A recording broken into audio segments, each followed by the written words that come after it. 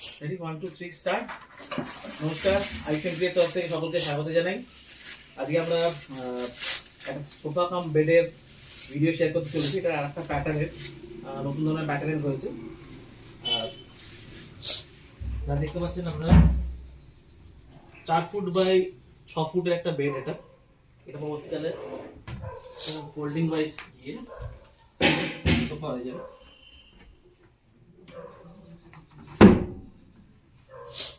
এই অবস্থায় sitting capacity থাকবে যাতে সোফা ইউজ করতে পারে।